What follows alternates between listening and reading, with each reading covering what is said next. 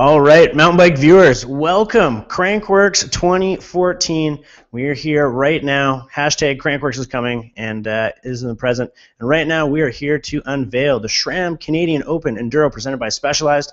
I'm Tristan Merrick. I'm joined by the man who makes it all happen here, the general manager of Crankworx, Darren, Kinnaird, and our trail advisor, Kemp, who loves all things two-wheeled. So, Whistler, Enduro World Series, we're back again, rider favorite. Darren, what do we touch on? I mean, last year was the first year of it. We're back for year number 2. Yeah, last year was pretty incredible. Everyone seemed to have a really great time, and we hope we have more in store for them this year as well. Well, it sure seems like there's been a lot going on. Seb, with you, I mean, I haven't really seen you too much the past few weeks. Maybe you've been in touch with nature or just hanging out, riding your own bikes. What's been going on? Yeah, I've been chasing squirrels, I think. Actually, it's been a lot of the riders around have been chasing squirrels. We've seen a lot of hashtag Enduro guessing. Yeah, so I guess let's touch on that. Whistler has a vast trail network, one of the best trail networks out there, and there seems to be a lot of stuff going on. I seem the rumors have been pretty fast and furious. What do you guys have to say about the rumor train of Enduro? I love it. Yeah, to hear some of the stories of people going out and riding different things. It's great to see people trying to. I think they're just trying to get a sense of what's here and what they might be in store for over the next few days. But yeah, I love it. So, yeah, it's great. I mean, we've got so many trails and people want to get here and ride around, so it's kind of good to feed a few red herrings for people to nibble on and swim around, which is what we've been doing as well. I don't know if people know yet. I don't know if people have guessed. Maybe there's like a prize for someone who guessed correctly. Should do that next year. Yeah, have like a guess the Enduro course.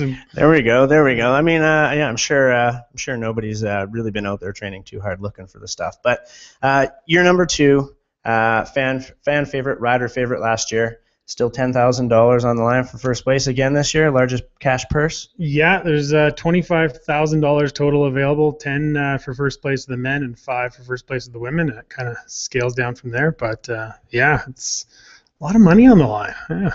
Some serious coins. So we've got all the top contenders in town right now. And today is it is Wednesday, so we're Tuesday. It is Tuesday. I don't even know what day it is. Too much event going on. But today is Tuesday. So what we are going to do is we're going to break down what the schedule can look like in terms of the next few days. Darren, what's that look like for the riders that are in town? Yeah. So the next 2 days, all the courses will be closed for flagging and course prep. And then on Friday morning, we have open class riders breakfast at 8 a.m. at the Whistler Conference Center. Training will open Friday on all stages. And Saturday morning, same thing with the amateur categories, 8 a.m. at the Conference Center. We got breakfast there, and then we're going to go through all the rules. That's the purpose of those mandatory rider meetings. You can walk the courses Wednesday and Thursday. But yeah, official training starts on Friday, Saturday. Top of the World is open daily right now anyway, so you can go up there and check that out. But yeah, that's kind of the schedule for the next 4 days. Get caught on the trails in the next couple days? What happens if you have a bike? Disqualification. Yeah, unfortunately, if you were caught riding the stages over the next 2 days, it is a disqualification, and you might get a Hogan leg drop from Kemp here. So. Don't let that look unintimidate you guys. He will put down the power. So I think let's just get straight to it. We know you guys online are waiting for this one and only course unveiling right now. So let's get into the stats. We know there's 5 stages. Stage number 1, take it away, Darren. Okay, so stage number 1, we were super excited when we found out we were going to be able to use this trail. We spoke to the builders. They're really excited as well. The first stage is going to be on Microclimate, and we met with Dave Anderson and Paul Stevens quite a bit over the last few weeks. That trail has seen a ton of traffic since it opened a few months ago. We want to work with them after the event to get it back to as close to its original condition as it can be. There's a few minor sustainability, environmental issues with that trail. We're going to clean that up as well. And yeah, but I think as a race trail, it's going to be awesome. I think people are super excited to get out and check it out. Most people have probably ridden it already just because it is such an amazing trail. But yeah, we're really, really excited that Dave and Paul gave us their blessing and said, yeah, you know what? We would be honored to have it in the race. So that's stage 1. Stage one. So, okay, again, for all you guys at home, I'm racing. I have no clue. I did not see that. Like, I did not know beforehand. I did not see that one coming. Yeah. Of all the things that are going on out there. So that trail is up at the top of the Blackcomb Gondola. But 8:30 tonight, you guys will get emailed your race packets, which will have the full breakdown of everything. So, stage number 2, Seb. What is that? Stage number 2 is an old classic, like 1996 approximately. This trail appeared. And it's been a bit of a terror in the closet that people have kind of ignored for a long time. So it's going to be the Crazy Train, which has had a lot of work in recent months to kind of bring it up to standard and make it what we think is going to be a really fun trail to ride and to race. One thing I'd like to say as well is SRAM through Crankworx have donated $10,000 to put into the local trails. So what we're trying to do here is create like a lasting legacy for the community, basically, and that's what I think we've done with the Crazy Train. We're not just using and abusing the trail network; we're giving back. So big thanks to SRAM on that one. So stage number 3, boys, who's taking this one? Because I'm excited about stage number 2. That's what do you think so far about the first 2 stages? Again, I didn't see stage number 1. Stage number 2, I've ridden it before last year, and it was bushed in. It wasn't very clean cut. It's steep, fast, but I heard there's a lot of work been done on it, so I'm pretty excited about. This man's been pretty busy. I'm pretty excited about getting up there. That's again, it's dry conditions out there right now. It's going to be wild times come Sunday. Practice is going to be. Don't want to get your blouse caught in the chain, that's for sure. So stage number 3. Where are we at? So stage 3, you're going to leave from kind of the Blackcomb area here, head down Lorimer Road.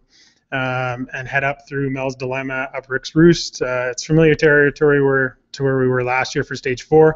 And the start of the stage will actually be in the exact same location as stage 4 was last year.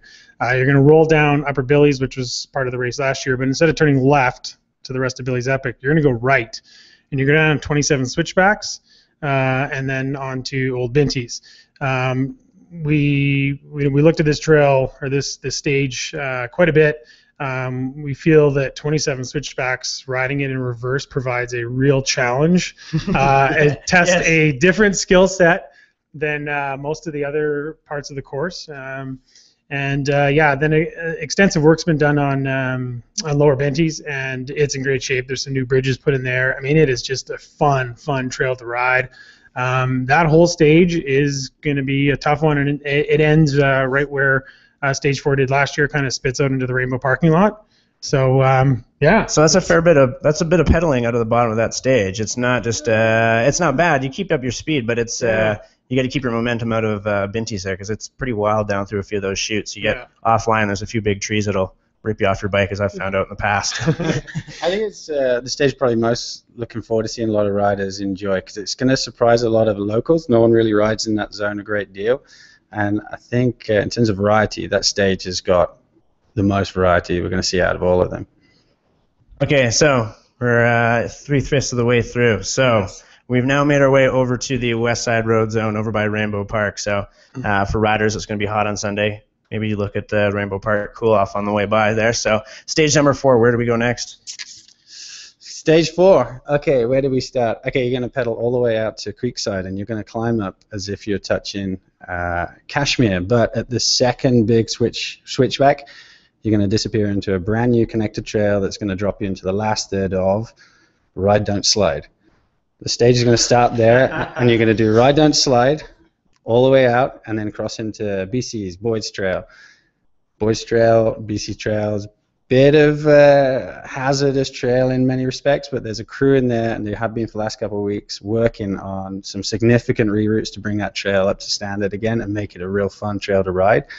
Again, it's about creating that legacy, and then it's going to finish all the way down at Dusty's, where hopefully people are going to pull out their beer. Yeah, hopefully. Okay, so that trail, arm pumps.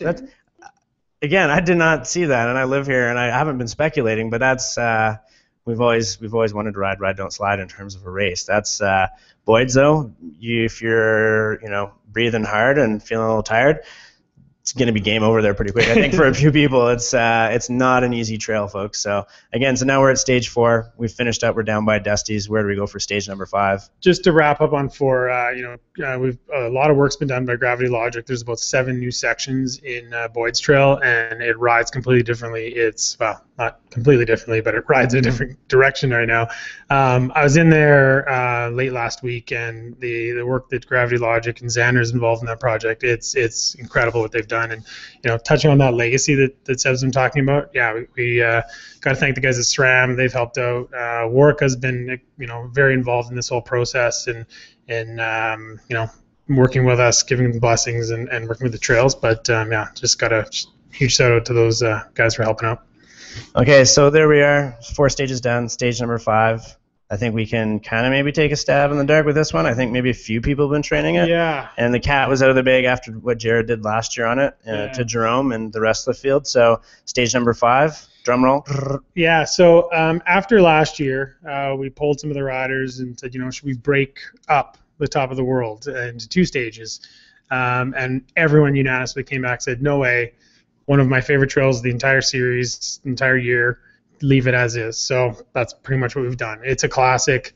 You're going to ride top of the world.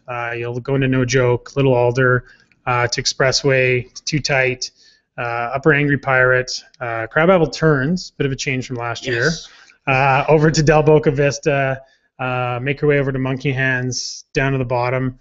We're just finalizing the exact where people are going to come down this year in the finish areas, but it won't be over the Canadian Open.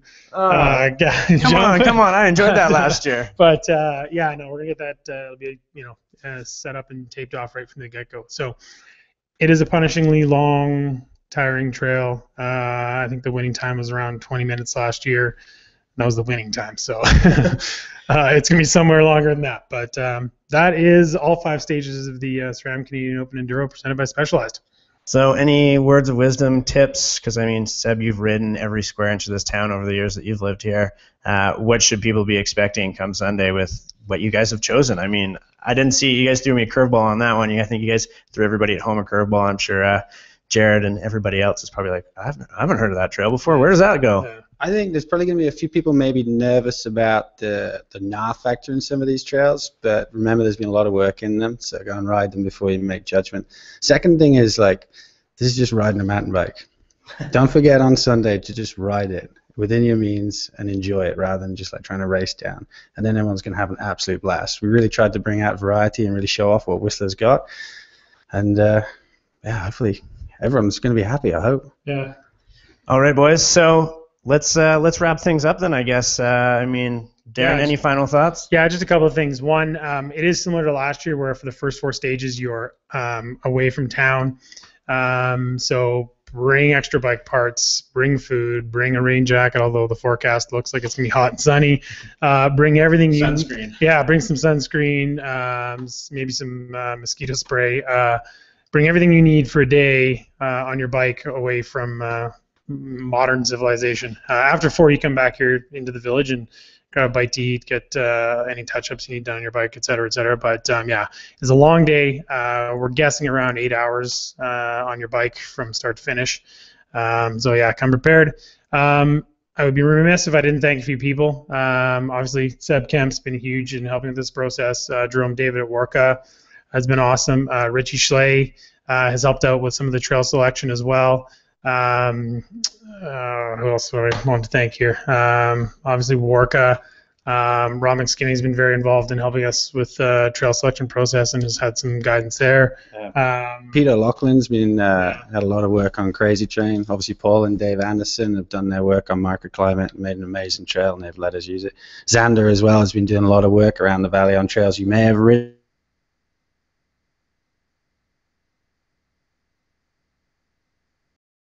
Gravity Logic as well.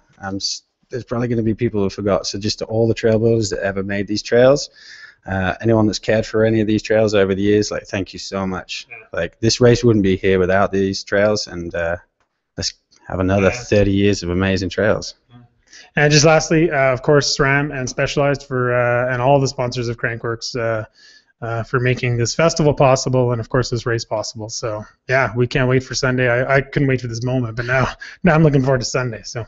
It's here. It's time for me to go home and work on my bike and put on some big meaty tires to tear up some trail there. So that's it, folks. Next 2 days, trails shut down, get caught, get in trouble, and official practice starts Fridays. So from all of us here at Crankworx, Seb, Darren, I did not see you guys pulling out what you pulled out. As a local, awesome. I'm beyond pumped to go ride this. So hopefully everybody home's stoked on that. And the red herring was out there. And again, big thanks. Again, Sunday, the webcast will be starting at 5 p.m. or just come check out in the village down, and that's where Stage 5 will be ending. So again, SRAM Canadian Open Enduro presented by Specialized. Crankworx 2014 is here. Tune in, crankworx.com. Have a great night, folks. Thank you.